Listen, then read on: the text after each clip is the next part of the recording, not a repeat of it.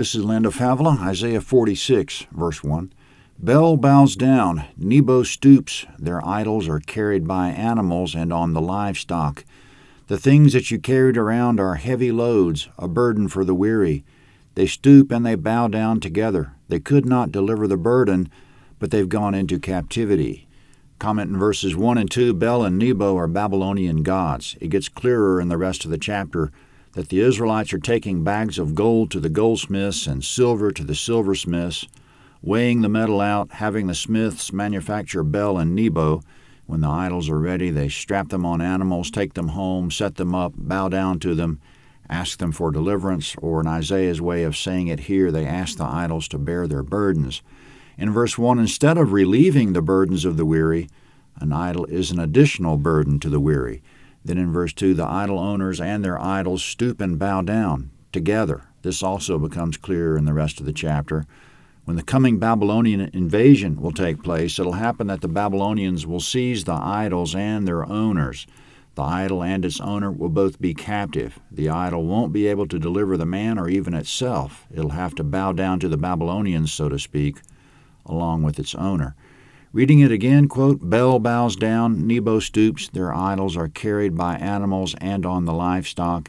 The things that you carried around are heavy loads, a burden for the weary. They stoop and they bow down together. They could not deliver the burden, but they've gone into captivity. End quote. We get the picture of the idols being strapped on animals again and being carried away by the Babylonians. Speaking of carrying burdens, coming up, Yahweh has been carrying Israel and will continue to carry them and cannot be compared to an idol. Verse 3. Listen to me, house of Jacob, and all the remnant of the house of Israel that have been carried from their birth, that have been carried from the womb. Even to old age I am he, and even to gray hairs I will carry you. I have made and I will bear, yes, I'll carry and will deliver. To whom will you compare me and consider my equal, and compare me as if we were the same? Some pour out gold from the bag and weigh silver in the balance. They hire a goldsmith, and he makes it a god. They fall down, yes, they worship. They bear it on their shoulder. They carry it and set it in its place, and it stands there. It cannot move from its place. Yes, one may cry to it, yet it cannot answer. It cannot save him out of his trouble. Remember this, and show yourselves men. Bring it to mind again, you transgressors. Comment, the translation of verse 8 is in question. It's something to the effect, show yourselves men, or be assured, or be brave, meaning let Yahweh be your assurance. Be mindful of the true God, you transgressors. Verse 9.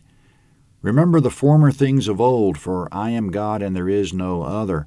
I am God and there is none like me. Comment, the former things of old are what Yahweh has done in the past. Israel should remember the things Yahweh has done, that there is no other and no one like him. Yahweh says, verse 10, I declare the end from the beginning, and from ancient times things that are not yet done. I say, my counsel will stand, and I'll do all that I please. I call a ravenous bird from the east, the man of my counsel from a far country. Comment in verse 11, it'll please Yahweh to call a ravenous bird from the east, which is Babylon, and the man of his counsel from a far country, which is Nebuchadnezzar, king of Babylon. Yahweh will counsel Nebuchadnezzar to attack idolatrous Judah and take them captive. Nebuchadnezzar won't know Yahweh, nevertheless Yahweh will use him. So on that basis, Yahweh calls him his servant, Jeremiah 25:9. And in verse 11, we just read, he calls him the man of his counsel because he'll counsel him to attack. Of course, captivity will be unnecessary if Judah repents from idolatry, but Yahweh knows they won't. Speaking of the Babylonian invasion, still in verse 11, yes, I have spoken, I will also bring it to pass. I've planned it, I'll also do it. Listen to me, you stubborn-hearted who are far from righteousness. I bring my righteousness near. It's not far off, and my salvation will not wait. I'll grant salvation to Zion, my glory to Israel. Comment, that's the end of the chapter. Yahweh is offering immediate deliverance and salvation. It's not far off, it's near. He'll not delay it. He'll grant his salvation and glory to Israel now. Your narrator has put all this in the context of the times, but like all prophecy, it's flexible so that it applies to any time. Now is always the right time to stop wearing ourselves out with misplaced devotion and devote ourselves to God. It's not to be taken lightly. It's a matter of salvation and deliverance.